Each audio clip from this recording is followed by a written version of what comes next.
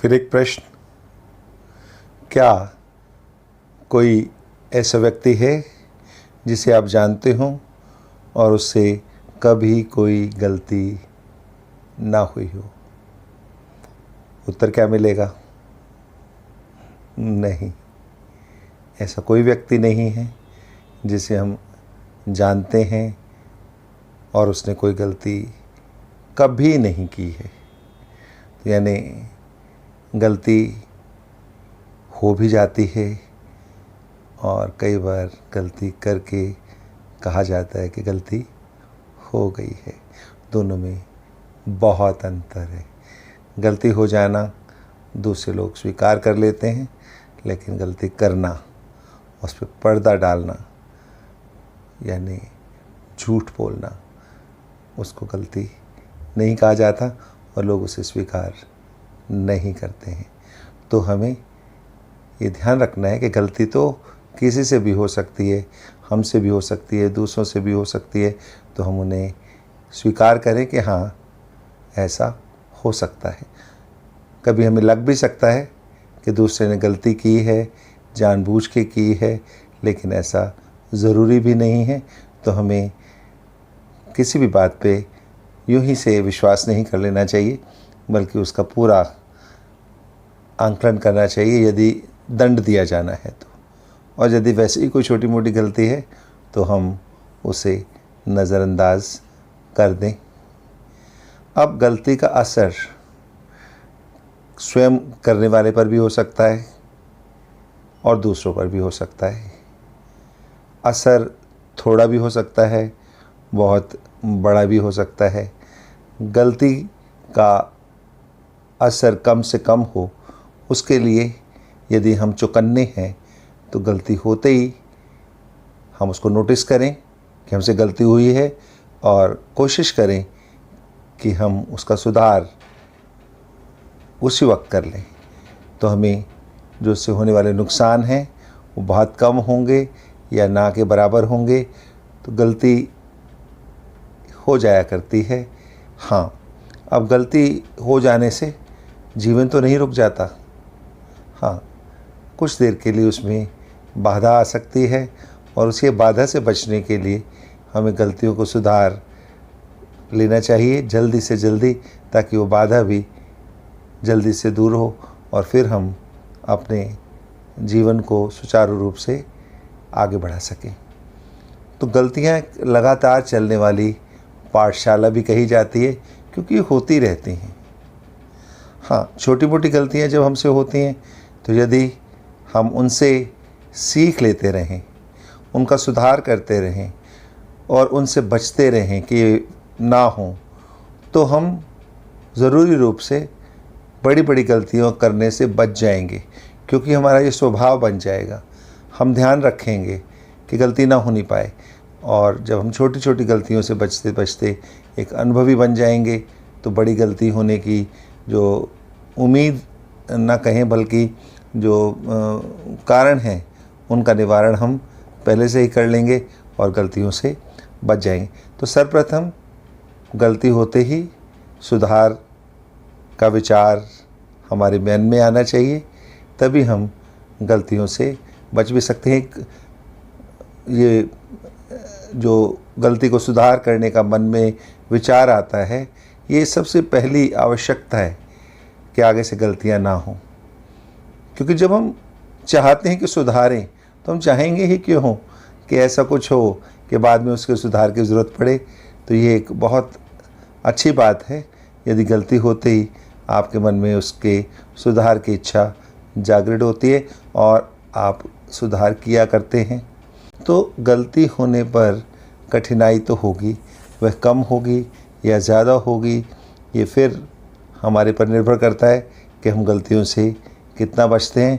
तो इस तरह से जो है, बड़ी गलती हमें जीवन के एक बुरे दौर में या बहुत बड़े नुकसान की ओर लेके जा सकती है। तो इसलिए हमें गलतियों से बचना ही है कि गलतियां ना हों, उसके लिए हमें चौकन्ने रहना है और साथ ही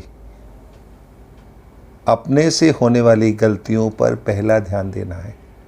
हाँ, दूसरे से कोई गलती होती है तो हम इसमें उसकी सहायता कर सकते हैं सुधार में, और उससे सीख भी ले सकते हैं। वह हमारा अनुभव बन जाती है कि उस व्यक्ति से ये गलती हुई, तो मुझे इससे बचने के लिए पहले से ही क्या व्यवस्था कर लेनी चाहिए कि मुझसे ये गलती ना हो।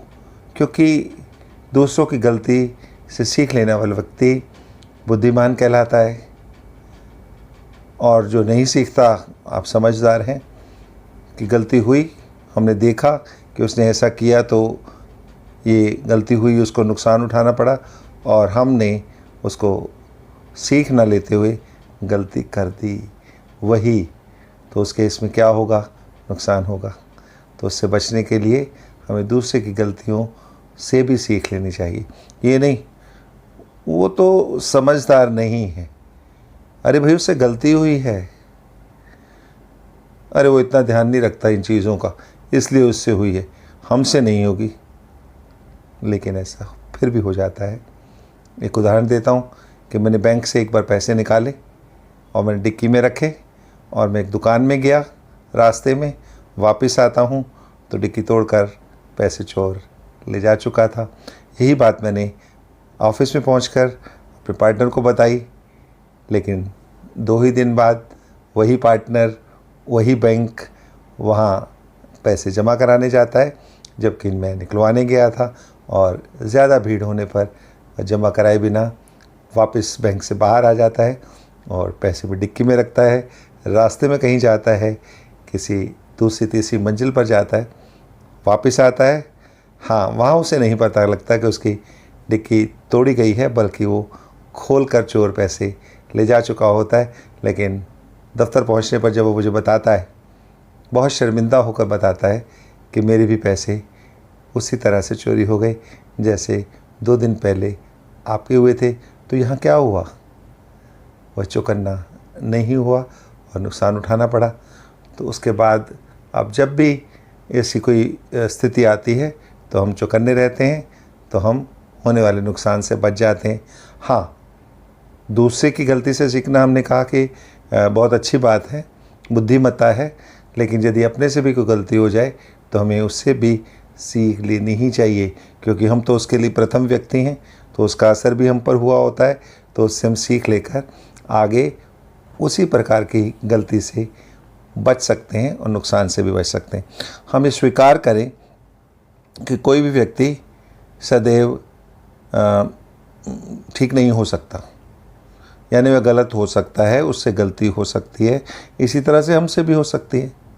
तो हमें जो है दूसरे की गलतियां देखने से पहले स्वयं अपनी गलती भी देखनी चाहिए और उसे भी सुधारना चाहिए कि दूसरे लोग हमारी ओर उंगली उठाकर ना कह सकें कि अपना तो ध्यान नहीं और दूसरों को ज्ञान बांट रहे हैं। तो इसलिए जो है हमें अपनी गलतियों से सीखना चाहिए। अब गलती को स्वीकार करना, उसे फिर से ना होने देना, या दूसरे व्यक्तियों से जिन पर उसका असर हुआ है उसकी क्षमा मांगना, ये 3 कदम हमें एक शिक्षा देते हैं कि हमें गलती को दोबारा नहीं करनी। क्योंकि गलती होने पर हम यदि बार बार वही गलती करते रहेंगे तो दूसरा व्यक्ति हो सकता है हमें क्षमा ना करे। जैसे कि अगर हम किसी कर्मचारी का किसी फैक्ट्री या ऑफिस में एक उदाहरण लेते हैं, तो क्या उसका जो एम्प्लॉयर है वो उसे एक ही गलती पर बार बार करने पे माफ़ कर पाएगा? शायद नहीं, क्योंकि उसे नुकसान नहीं होने देना है, उसे पूरी व्यवस्था वहाँ कायम रखनी है। उसे देखना होगा कि यदि इस तरह से छूट देती जाते रहें तो दूसरे व्यक्ति भी इसका शेल्टर लेंगे कि हमसे गलती हो गई और इस तरह से नुकसान हो सकता है। तो हमें ये ध्यान रखना है कि हम ये अपनी आदत बना लें, अपने व्यक्तित्व का एक हिस्सा बना लें कि यदि हमसे कोई गलती हुई है तो हम तुरंत क्षमा मांगें, उससे हम लेसन के रूप में लें और दोबारा उस गलती को ना होने दें। और जब ये पहली बार ही हो तभी हम इस पे ध्यान दें, ना कि जो है कई बार होने के बाद अपने को सुधारने की प्रक्रिया में ले जाएं, तब कठिन भी हो जाता है। क्योंकि कई बार हमें किसी एक चीज़ की आदत पड़ जाती है, हमें वो गलत भी नहीं लगती, लेकिन दूसरे के देखने के नज़रिए से वो गलत है तो वो गलती हुई। तो इसलिए हमें जो है हर प्रकार से इसका ध्यान रखना चाहिए कि चाहे वो गलती आर्थिक हो, सामाजिक हो, हमारे अपने धन की हो, दूसरे की हो, संबंधों की हो, कोई हानि ना हो। किसी ऐसी गलती को हम ना करें जिससे इनमें से किसी भी तरह की हानि का भार हमें या दूसरों को उठाना पड़े। फिर चलते हैं कि दोबारा से गलतियों को सुधारने की इच्छा होना हमारे व्यक्तित्व का एक हिस्सा होना चाहिए। जब ये होगा तो छोटी गलती होने पर भी हम उसको जल्दी से सुधारेंगे और बच जाएंगे बड़ी गलती होने से, जैसे कि हमने ऊपर भी देखा। क्योंकि जब ये हमारे व्यक्तित्व का हिस्सा बन जाता है तो हम हर काम करते वक्त इस बात का पूरा ध्यान रखते हैं कि इसमें किसी प्रकार की गलती ना हो, और यदि हो गई है और दूसरा कोई प्रभावित हुआ है तो हम उससे क्षमा बिना देर किए मांग लें और बार बार ना करें उस गलती को।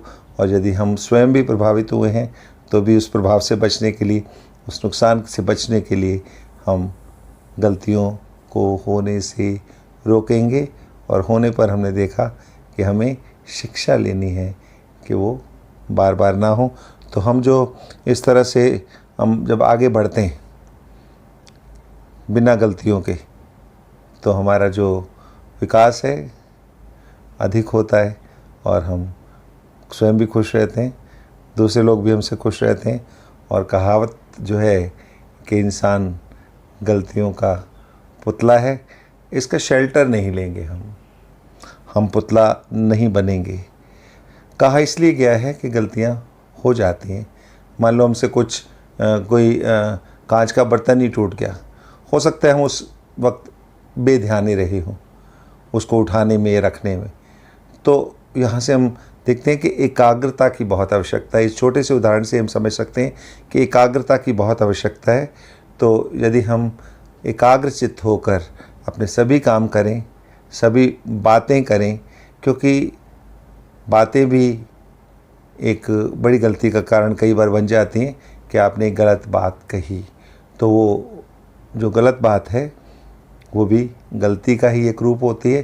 तो हमें बहुत एकाग्रचित्त होकर सभी काम करने चाहिए, यानी मन, वचन और कर्म से हम जब एकाग्र होकर कार्य करते हैं तो गलतियां होने की चांसेस बहुत कम हो जाते हैं और जीवन खुशनुमा होता है, बाधाएं नहीं आती, आगे बढ़ते रहते हैं। तो आप भी इस चैनल को आगे बढ़ाइए, सब्सक्राइब कीजिए यदि अभी तक नहीं किया, और कर दिया है तो शुक्रिया, और नहीं किया तो नीचे सब्सक्राइब लिखा है उसको प्रेस कीजिए, उसमें डी लग जाएगा और ये सब्सक्राइब्ड हो जाएगा। डी पहले से लगा है तो मत छेड़िए, और उसके बाद लाइक कीजिए और शेयर करेंगे यदि आप तो बहुत धन्यवाद। क्योंकि ये सारी बात जो मैं कह रहा हूँ जिसे भी आप शेयर करेंगे वे पक्का समझेंगे कि आपने ये बात कही है। क्योंकि जब आप शेयर करते हैं तो दूसरा व्यक्ति मुझे नहीं सुनता, वो आपको सुनता है कि आपके विचार ऐसे हैं, आप ही उसे कहना चाहते हैं, इसीलिए आपने उसे शेयर किया है। तो इसे शेयर ज़रूर कीजिए। धन्यवाद। फिर मिलेंगे इसी चैनल पर जिसका नाम है दिल से सुने जा। ओम शांति।